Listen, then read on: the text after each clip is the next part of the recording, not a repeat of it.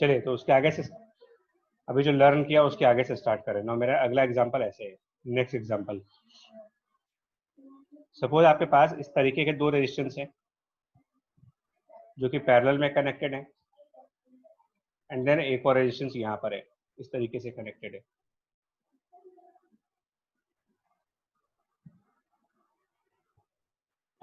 ठीक है, इस तरीके के दो रेजिस्टेंस है। इसको हमने अपना कोई 3 ओम का रेजिस्टेंस मान लिया, इसको 6 ओम का रेजिस्टेंस मान लिया। ठीक है जी, 2 ओम, 3 ओम, 6 ओम, और सपोज करो ये 4 ओम का रेजिस्टेंस है, और यहाँ पर हमारे पास 24 वोल्ट बैटरी है। Question is find current in each wire. ठीक है, find the current in each wire, this is first part, and second part, find the potential difference of each wire. ठीक है, ट्राई करो, आप अपने लेवल पे try करो, फिर मैं इसको बता रहा हूं अभी।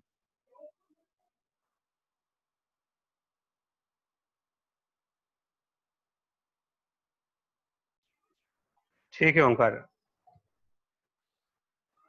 देखो इसके स्टेप्स क्या होंगे, इस टाइप के क्वेश्चन जब भी आप करोगे तो इसके स्टेप क्या होने चाहिए।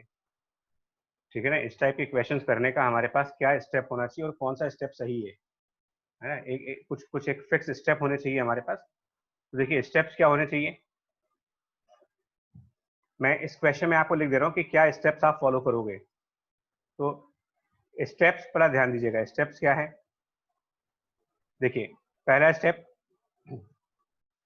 First step, first of all find R, find the effective resistance.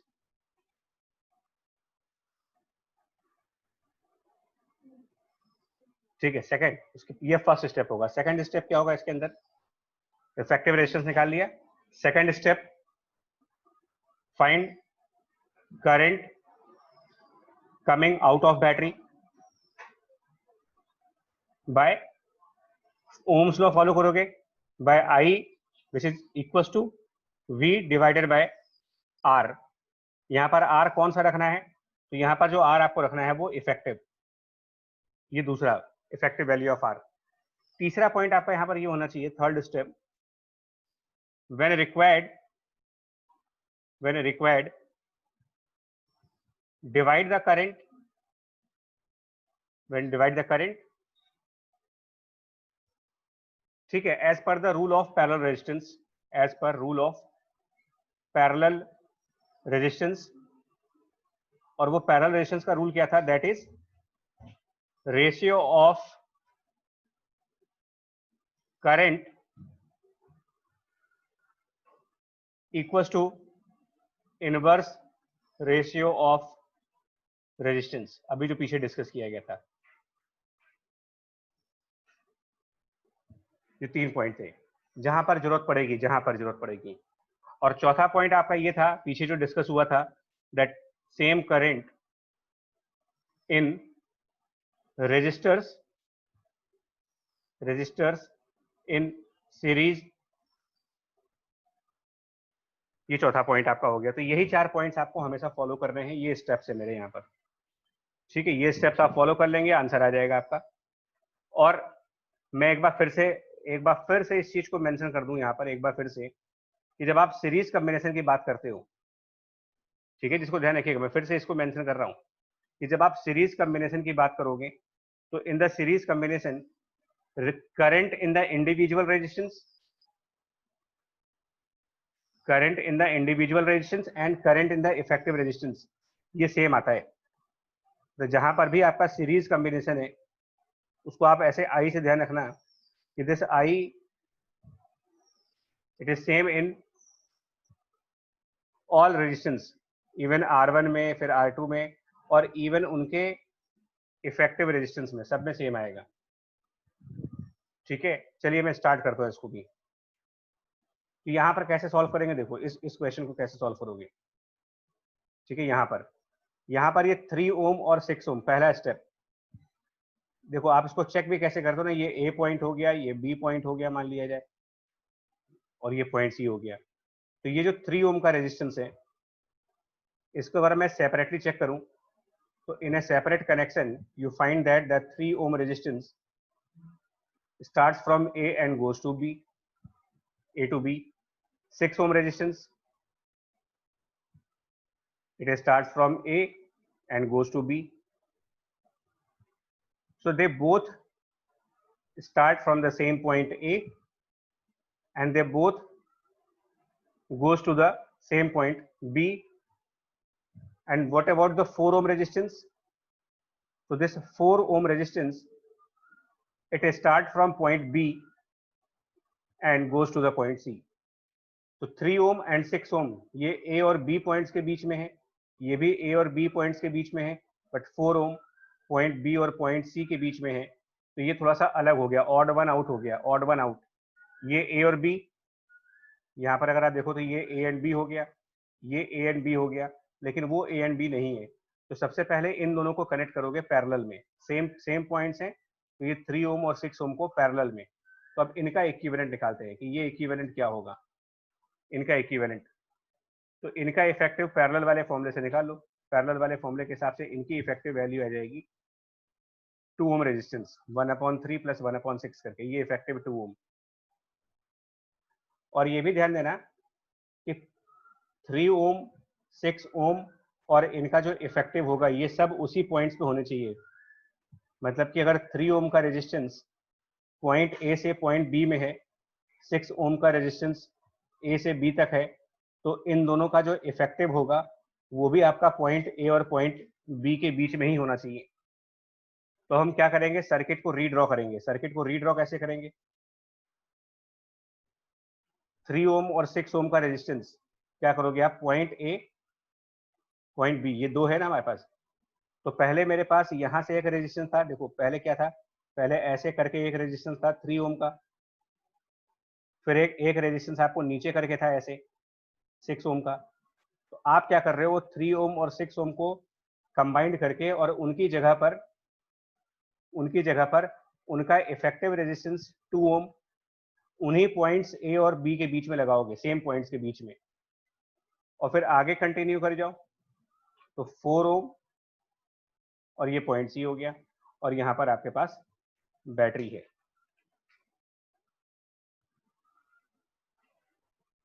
अब क्या करेंगे, ये जो 3 ओम आ गया है, मतलब ये 2 ओम, ये 2 ओम इफेक्टिव है, ये जो 2 ओम देख रहे हो ये इफेक्टिव रेजिस्टेंस है. यानी यहां पर आप क्या कर रहे हो कि इफेक्टिव ऑफ 3 ओम एंड 6 ओम, उसके बगल में ये 4 ओम. अब ये दोनों फर्दर किस कॉम्बिनेशन में है, तो ये दोनों फर्दर, मतलब कि ये 2 ओम और ये 4 ओम फर्दर सीरीज कॉम्बिनेशन में है. तो जब ये सीरीज में होंगे तो इनका इफेक्टिव रेजिस्टेंस जब निकालोगे, इनकी इफेक्टिव वैल्यू, तो इनका इफेक्टिव रेजिस्टेंस विल बी 2 + 4 यानी कि 6 ओम. तो फाइनली 6 ओम का रेजिस्टेंस होगा, फाइनली 6 ओम रेजिस्टेंस. ठीक है जी. अब आप पहले स्टेप पर आओ, मतलब पहला step complete, find the effective resistance. दूसरा स्टेप पर आओ, find current coming out of battery by this formula. अब आप अपने ओरिजिनल प्रॉब्लम पे आते हैं, ओरिजिनल प्रॉब्लम पे. तो ओरिजिनल प्रॉब्लम हमारी क्या थी, उसको हम फिर से यहाँ पर रीड्रॉ करेंगे. ओरिजिनल प्रॉब्लम को रीड्रॉ करेंगे तो हमारे पास कुछ इस टाइप का डायग्राम है. ओरिजिनल प्रॉब्लम, यहाँ पर 3 ओम रेजिस्टेंस है, यहाँ पर 6 ओम का रेजिस्टेंस है इस तरीके से, प्लस यहाँ पर 4 ओम रेजिस्टेंस है.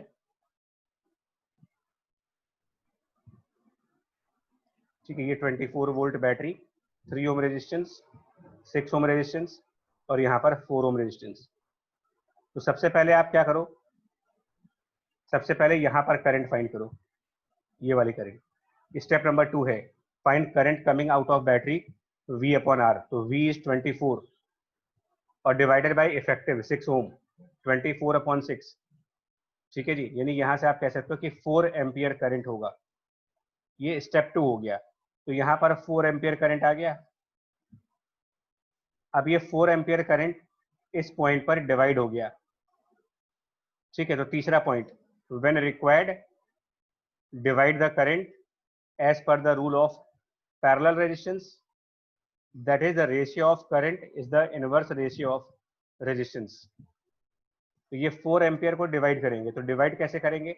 सपोज यहाँ पर I1 करंट, यहाँ पर I2 करंट। तो आप इक्वेशंस क्या बनाओगे इसके लिए? इसके लिए क्या इक्वेशन बनेगी? तो लेफ्ट, इधर देखो लेफ्ट साइड लिख रहे हैं कि एक तो बनाओगे I1 plus I2 equals to 4, क्योंकि 4 को ही डिवाइड कर रहे हो, और दूसरा I1 अपॉन I2 रेजिस्टेंस का इनवर्स रेशियो, यानी 1/6, 1/3, सॉरी ऊपर 3 ओम है तो 1/3 और डिवाइडेड बाय 1/6। दैट मीन्स ये रेशियो बन जाएगा आपका 2:1। तो दोनों का समेशन 4 है और ये रेशियो 2:1 है, 2:1 का रेशियो है ये। तो इसको हम सॉल्व करेंगे। 2:1 रेशियो है तो आप एक बार वैसे भी कर सकते हो जल्दी से कि आप I1 को 2x मान लो और I2 को x मान लो। ठीक है जी, तो x की वैल्यू मिल जाएगी, x की वैल्यू यहाँ से 4/3 हो जाएगी। तो उसको सॉल्व करके मतलब थोड़ी सी मैथमेटिक्स लगानी पड़ेगी। तो I1 हमारा 8/3 एम्पियर आएगा और I2 की वैल्यू जो आएगी वो आई थिंक कि 4/3 एम्पियर ये करंट आएगा। इसका मतलब इस 3 ओम के वायर में, ये जो 3 ओम आप यहाँ देख रहे हो, इस 3 ओम के अंदर 8/3 एम्पियर करंट जा रहा है और यहाँ पर 4/3। और इस 4 ओम के अंदर कितना आएगा? 4 ओम के अंदर कितना करंट आएगा? तो जब यहाँ से इस वाले ब्रांच से आप 8/3 एम्पियर करंट रिसीव करोगे और इधर वाले ब्रांच से 4/3 एम्पियर करंट रिसीव करोगे, तो 8/3 एम्पियर और 4/3 एम्पियर ये दोनों इस पॉइंट पर आ करके वापस मर्ज कर जाएंगे। जैसे यहाँ पर डिवाइड हो गए थे, वो अलग अलग हो गए थे, फिर यहाँ पर आकर के मिल जाएंगे, वो मिलेंगे।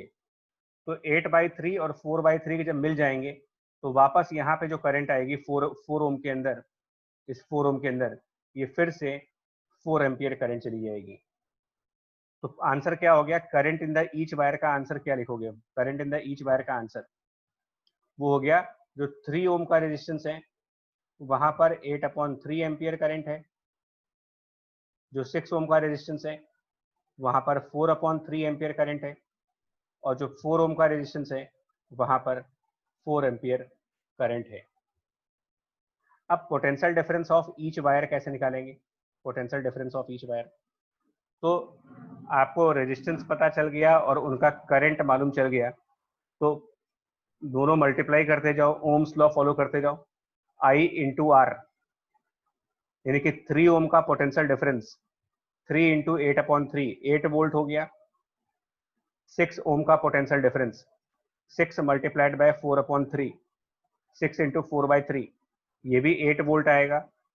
और 4 ओम का पोटेंशियल डिफरेंस 4 इंटू 4 यानी कि 16 वोल्ट आएगा। और ये 8 और 8 क्रॉस चेक भी हो रहे हैं क्योंकि ये पैरेलल में थे तो सेम वैल्यू आनी चाहिए थी, इसीलिए 8 वोल्ट आपका यहाँ पर भी आ रहा है और 8 वोल्ट यहाँ पर भी आ रहा है और यहाँ पर 16 वोल्ट आ रहा है।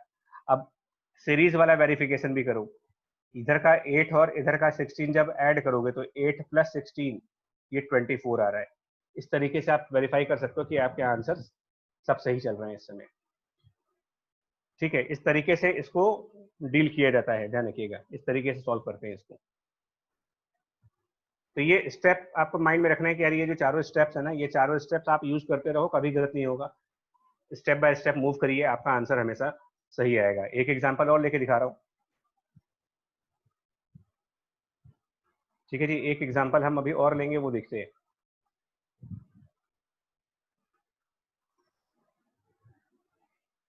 तो देखो अब नेक्स्ट एग्जांपल जो है,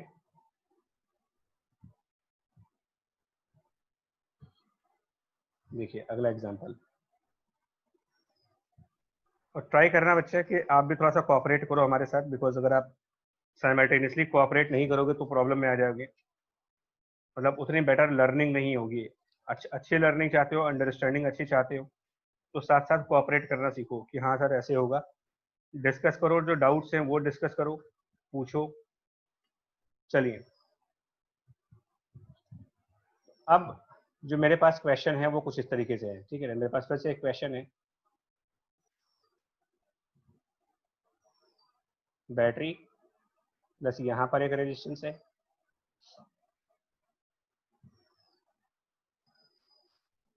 यहाँ पर एक रेजिस्टेंस है, प्लस एक रेजिस्टेंस यहाँ पर है, ठीक है जी, प्लस एक रेजिस्टेंस यहाँ पर, इस तरीके से।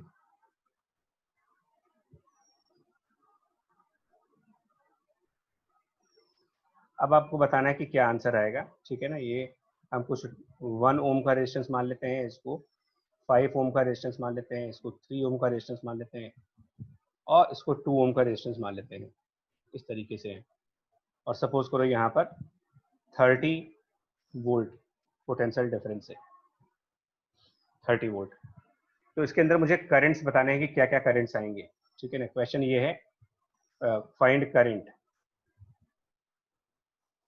कहाँ पर, तो आंसर है, मतलब क्वेश्चन है इन ईच वायर, ठीक है जी। अब इसका सोल्यूशन देखो क्या था।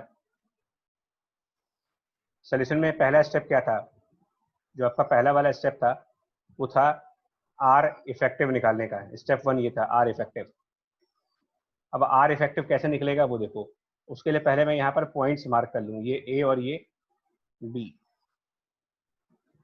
तो देखिए, एक बार फिर से चेक करो, आपके पॉइंट ए से एक 3 ओम का रेजिस्टेंस है जो बी की तरफ है, ये 3 ओम। फिर उसी पॉइंट ए से 1 ओम और 5 ओम मिल करके बी की तरफ जा रहे हैं, ये 1 ओम और ये 5 ओम, ये ऐसे हो गए, दो तो ऐसे हो गए, इन दोनों को मिला देते हैं। और उसके अलावा भी चीजें हैं, उसके अलावा जो चीजें हैं वो तो अलग से हैं ही है, ठीक है ना। उसके अलावा जो पॉइंट्स हैं वो तो अलग से हैं। मतलब मैं इसको अगर अलग अलग देखूं तो देखो क्या करोगे। सबसे पहला काम क्या हुआ, ये 1 ओम और ये 5 ओम, सबसे पहले इन दोनों को ऐड करेंगे, और ये सीरीज में है, तो ये सीरीज में होने की वजह से हो गए 6 ओम। बट ये स्टार्ट कहाँ से कर रहे हो आप, पॉइंट ए से, जा कहाँ पर रहे हो, बी पर। तो ए से बी जा रहे हो, और इधर का 3 ओम भी आपका ए से बी जा रहा है, तो ये जो 3 ओम है ये भी आपका ए टू बी जा रहा है। और इन दोनों का जो कॉम्बिनेशन है, कॉम्बिनेशन 6 ओम जिसको बोल रहे हो, ये भी चीज आपका ए टू बी जा रहा है। तो यही पैरेलल होता है, मतलब कि अगर ये भी ए टू बी जाए और ये भी ए टू बी जाए, तो आप ये कह सकते हो कि ये जो 3 ओम का रेजिस्टेंस है और ये जो 6 ओम का रेजिस्टेंस है, ये 6 ओम और इधर से ये 3 ओम, ये पैरेलल में हो गए। और जब ये पैरेलल में होंगे तो इनका इक्विवेलेंट यानी कि इफेक्टिव आप इस वाले फॉर्मूले से निकालोगे, 1/r effective will be 1/3 plus 1/6, और ये सॉल्व करने पर वैल्यू बन जाएगी आपकी 2 ओम। ये 2 ओम हो गए, ठीक है जी, ये 2 ओम हो गए। यानी कि आपका ये पूरा सर्किट 2 ओम हो गया, पूरा सर्किट नहीं, आपका जो इतना पोर्शन है यहां से लेकर के और यहां तक का ये सारा पोर्शन, ये सब अगर देखा जाए तो ये सब मिल करके आपके 2 ओम हो चुके हैं, ये सारे 2 ओम हो गए। तो अब आप सर्किट को रीड्रॉ कैसे करोगे, सर्किट को रीड्रॉ, देखिए रीड्रॉ कैसे करेंगे। बैटरी हो गई 30 वोल्ट की,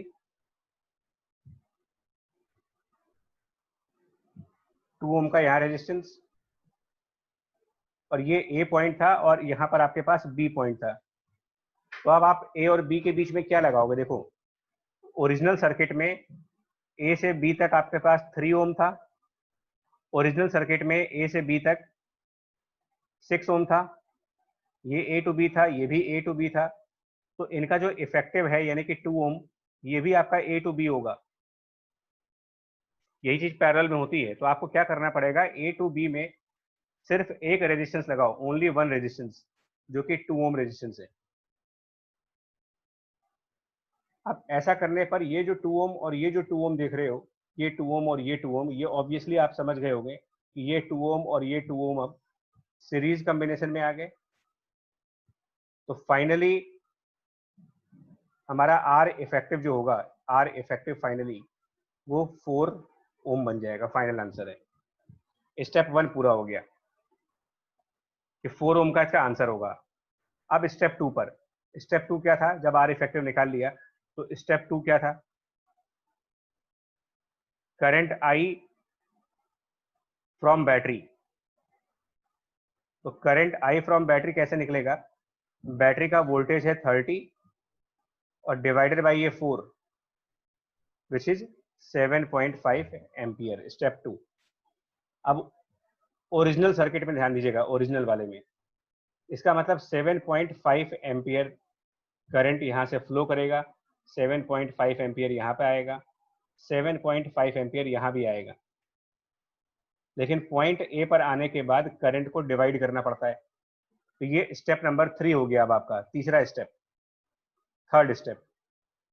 उस थर्ड स्टेप के हिसाब से हम ये मान लेते हैं कि यहाँ पे जो करंट जाएगा 7.5 एम्पियर में से, ये I1 करंट जाएगा और यहाँ पे जो करंट जाएगा ये I2। तो तीसरा स्टेप कि if required divide the current.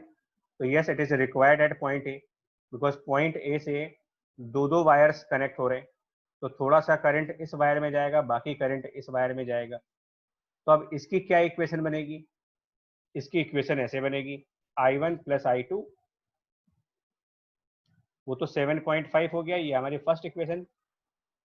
और फिर वही रूल कि इनका जो रेशियो होगा I1 I2 का, वो रेजिस्टेंस का इनवर्स रेशियो है। सो 1 upon resistance divided by 1 upon resistance. तो कौन सा रेजिस्टेंस? करंट I1, ठीक है ना, इसको हम यहां से भी देखिएगा, करंट I1 ऐसे जा रहा है। तो करंट I1 जब ए से बी जाएगा तो टोटल रेजिस्टेंस वहां पर 6 ओम का है। तो ये 1 डिवाइडेड बाय 6, ठीक है ना, क्योंकि I1 करंट कहां से कहां जा रहा है? I1 करंट ए से बी जा रहा है ना, तो ए से बी तक का total resistance. Similarly I2 current कहां जा रहा है? तो I2 करंट भी आपका ए से बी जा रहा है, लेकिन जो I2 करंट है वहां पर 3 ओम का रेजिस्टेंस है। ये 1/6 अपॉन 1/3 करेंगे तो ये रेशियो 1/2 आ जाएगा, सेकेंड इक्वेशन।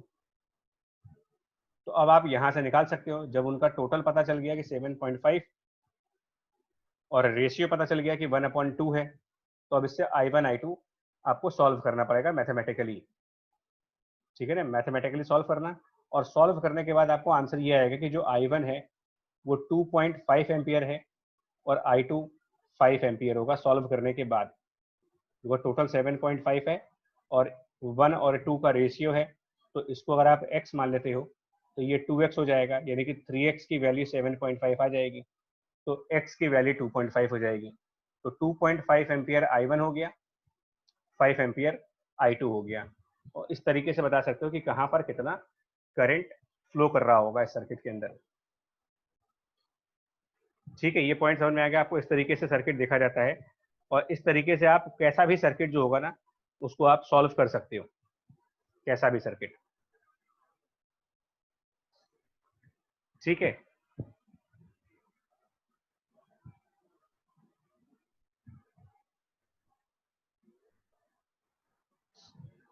चलिए एक और एग्जांपल देखते हैं।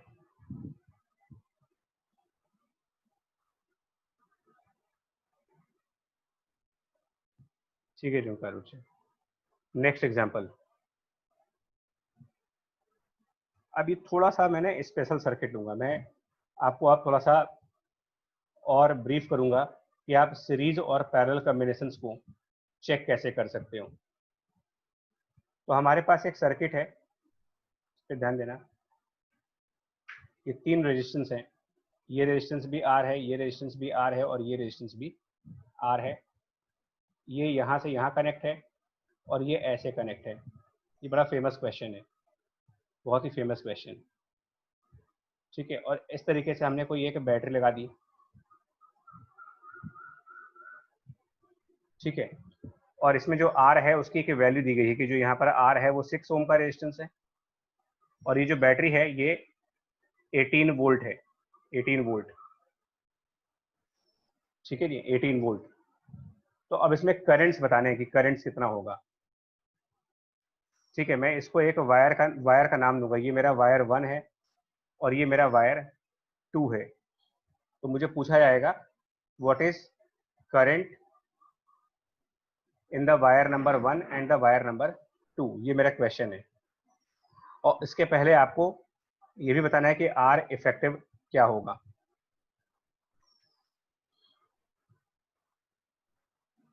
सोल्यूशन देखिएगा इसका।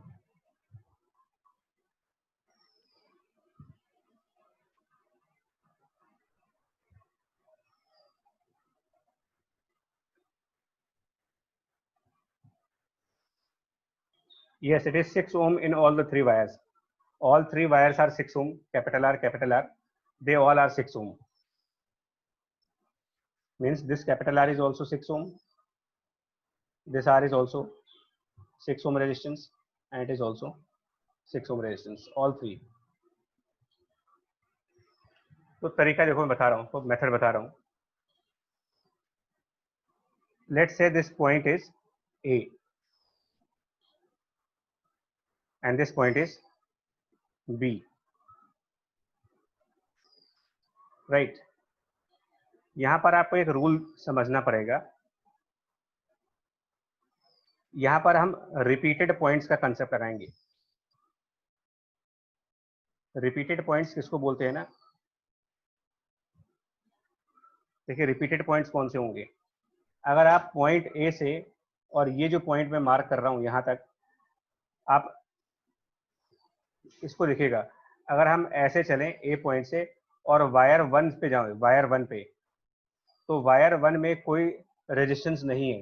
There is no resistance in the wire 1।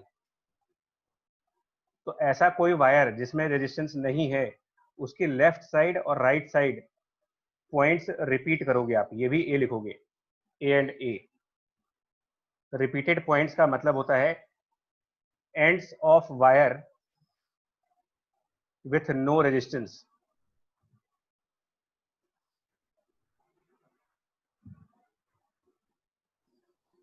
ऐसे ही जो वायर 2 है उसका एक एंड यहां पर है और वायर 2 का दूसरा एंड यहां पर है। तो जो वायर 2 है ऐसे जा रहा है, ऐसे जा रहा है, ऐसे जा रहा है,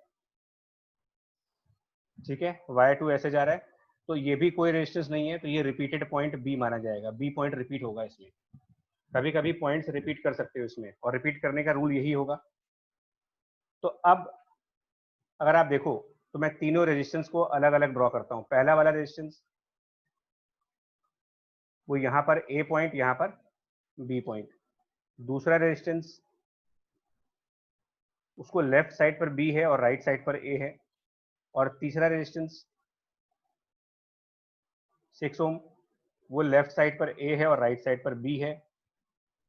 और बैटरी की भी देख लो आप, बैटरी का कनेक्शन जो है, बैटरी कहाँ है, तो बैटरी ऐसे जाकर के पॉइंट ए पर है और बैटरी ऐसे जाकर के आपके पास पॉइंट बी पर है।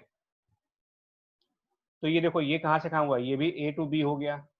यहाँ पर भी आपका ए और बी आ रहा है, यहाँ पर भी ए और बी आ रहा है, यहाँ पर भी ए और बी। तो ये सब पैरेलल में माने जाएंगे। यही मैं बार बार कह रहा हूँ कि जहां पर आपको सेम पॉइंट्स मिल जाए आप कह देना कि ये सब पैरेलल है। ठीक है, now we can say all in parallel. जब सारे ही पैरेलल में हैं तो इफेक्टिव कैसे निकालोगे? 6 ओम, 6 ओम और 6 ओम, ये तीनों पैरेलल हो गए। तो अगर आपके पास ये सब पैरेलल में है तो 1 upon R effective 1 upon 6 ohm plus 1 upon 6 ohm plus 1 upon 6 ohm. Solve करेंगे तो आर इफेक्टिव की वैल्यू 2 ओम आएगी। तो पहला आंसर तो आ गया कि इस सर्किट का जो इफेक्टिव रेजिस्टेंस है वो 2 ओम का रेजिस्टेंस है, ये 2 ओम रेजिस्टेंस। अब इसके बाद करंट कैसे फ्लो करेगा, इस पर बहुत ध्यान देना, बहुत ध्यान से सुनना, करंट कैसे फ्लो करेगा। ठीक है, बहुत ध्यान से देखिएगा। चारों पैरेलल में है तो तीनों रेजिस्टेंस और बैटरी, तो बैटरी कितने वोल्ट की है? बैटरी है 18 वोल्ट की, और वो कनेक्ट है पॉइंट ए के बीच में और पॉइंट बी के बीच में, और इसके पैरेलल में सारे हैं, जितने भी आप देख रहे हो वो सब पैरेलल में ही है। तो यहाँ पर भी 18 वोल्ट दिखाओगे बिकॉज पैरेलल में सेम वोल्टेज होता है। यहाँ पर भी 18 वोल्ट दिखाओगे और यहाँ पर भी 18 वोल्ट दिखाओगे। सब में, क्योंकि बैटरी भी आपका पॉइंट ए और पॉइंट बी के बीच में कनेक्ट हो रही है, ये तीनों रेजिस्टेंस भी आपके ए और बी के बीच में कनेक्ट हैं, इस वजह से सब जगह 18 वोल्ट होगा। जितने भी आपको पॉइंट दिख रहे हैं ये दे ऑल आर 18 वोल्ट। तो अब करंट कैसे लाओगे?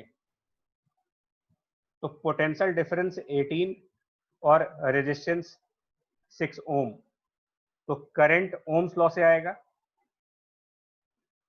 करंट होगा 18 डिवाइडेड बाय 6, आंसर हो जाएगा 3 ampere.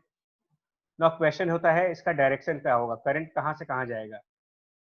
Will it be from A to B और it should be from B to A? तो इसके बारे में स्टेटमेंट है कि करंट हमेशा हाई पोटेंशियल से लो पोटेंशियल पे जाता है। तो which is at higher potential, A और बी? तो A is connected to the positive side of battery and B is connected to the negative side. So A is at high potential, B is at low potential. So current will be from A to B. From A to B. Current हमेशा A to B होगा। तो current कैसे flow कराएंगे? देखो, इसके अंदर A से B current जाएगा, यानी कि इस तरफ 3 एम्पियर, इसके अंदर A से B जाएगा 3 एम्पियर, और इसके अंदर A से B जाएगा 3 एम्पियर। इस तरीके से सब जगह पे करंट फ्लो करेगा। जितने भी वायर देख रहे हो इस तरीके से करंट फ्लो करेगा सब में। अब इसको ओरिजिनल सर्किट में दिखाते हैं। इस चीज को ओरिजिनल सर्किट में देखो, इन द ओरिजिनल सर्किट। तो यहां पर करंट है 3 एम्पियर, ठीक, ए से बी। यहां पर करंट है इस तरफ 3 एम्पियर, ए से बी। यहां पर करंट है इस तरफ 3 एम्पियर, ए से बी। अब जरा आप पॉइंट ए पर फोकस करो, मैं इसको अलग से दिखा रहा हूं। पॉइंट ए जो यहां पर देख रहे हो, ठीक है, जहां पर वायर नंबर 1 आ रहा है मेरा, इसमें 3 एम्पियर करंट इस तरफ जा रहा है और 3 एम्पियर करंट इस तरफ जा रहा है। यहाँ पर 3 एम्पियर राइट साइड जा रहा है इधर, और 3 एम्पियर लेफ्ट साइड जा रहा है इधर। तो टोटल करंट यहाँ से इस पॉइंट से 6 एम्पियर बाहर जा रहा है। 6 एम्पियर इज गोइंग आउटवर्ड। तो क्योंकि 6 एम्पियर बाहर जा रहा है तो 6 एम्पियर वापस आना भी चाहिए। जितना करंट कहीं बाहर जाएगा उतना करंट वापस आना भी चाहिए, ठीक है। करंट किसी भी पॉइंट से जितना करंट उससे बाहर की तरफ निकलेगा उतना करंट उसमें अंदर आना भी चाहिए, एंटर भी करना चाहिए। सेम करंट एंटर करे तो 6 एम्पियर करंट वायर 1 से आएगा, यानी यहां से 6 एम्पियर करंट आएगा। पॉइंट ए पर वो 6 एम्पियर करंट एंटर करेगा और वहां से 3 एम्पियर इस तरफ चला जाएगा और 3 एम्पियर इस तरफ आ जाएगा। पॉइंट बी पर देखो, यहां पर क्या हो रहा है बी वाले पॉइंट पर। तो बी वाले पॉइंट के लिए अलग से डायग्राम देखते हैं। बी वाले पॉइंट पर भी ऐसी कुछ सिचुएशन है। इस तरीके से 2 रेजिस्टेंस हैं, ये बीच में आपके पास बी पॉइंट है और यहां से वो वायर 2 आ रहा है। इसमें क्या हो रहा है, इसमें इस तरफ 3 एम्पियर करंट आ रहा है और इधर से 3 एम्पियर आ रहा है। तो इस साइड से 3 एम्पियर बी पर एंटर हुआ, इधर से भी 3 एम्पियर बी पर एंटर हुआ। टोटल करंट 6 एम्पियर एंटर हो गया। 6 एम्पियर करंट दोनों साइड से आया, तो फिर 6 एम्पियर करंट यहां से चला भी जाएगा इस तरफ। 6 एम्पियर विल गो। आने वाला करंट और जाने वाला करंट सेम होना चाहिए। तो मेरा आंसर हो जाएगा वायर 1 में 6 एम्पियर करंट होगा, वायर 2 में भी 6 एम्पियर करंट होगा। ये इजी प्रॉब्लम नहीं है ओंकार और बाकी बच्चे जो भी 1-2 बच्चे हैं उसमें, ये प्रॉब्लम थोड़ा सा हायर लेवल पर है, कंसेप्चुअल है। तो मैं एक बार तुमको ये बोलूंगा कि इस क्वेश्चन को तुमने कॉपी में नोट कर लिया होगा आप लोगों ने, इसको एक बार खुद ट्राई करना, फिर से देखना। वीडियो मैं अपलोड कर दूंगा, तो वीडियो तभी हेल्प करेगी जब आप इसको अपने आप ट्राई करोगे। बट ये क्वेश्चन थोड़ा सा कंसेप्चुअल क्वेश्चन है, टाइम टेकिंग है, ठीक है ना। क्लास 10th के लेवल पर डिफिकल्ट मानते हैं इस क्वेश्चन को हम लोग। तो तो इसको ट्राई करना कैसे सॉल्व होगा, ठीक है। जब ये समझ में आ जाएगा तो हम लोग अब ऑलमोस्ट हमारा चैप्टर कंप्लीट हो चुका है, एक क्लास और करेंगे एंड देन इस चैप्टर को कंप्लीट कर दिया जाएगा कि ये चैप्टर अब कंप्लीट हो गया हमारे लिए, ठीक है ओंकार। तो अभी के लिए, आज के लिए इस क्लास को यहीं पर वाइंड अप करेंगे, राइट। जो भी क्लास होगी अब वो नेक्स्ट में देखेंगे, हम लोग नेक्स्ट वाले क्लास में डिस्कस कर लेंगे, ठीक है ओंकार जी। ठीक है बच्चा, चलो क्लास ओवर कर रहे हैं अभी, बाय, थैंक यू बच्चे।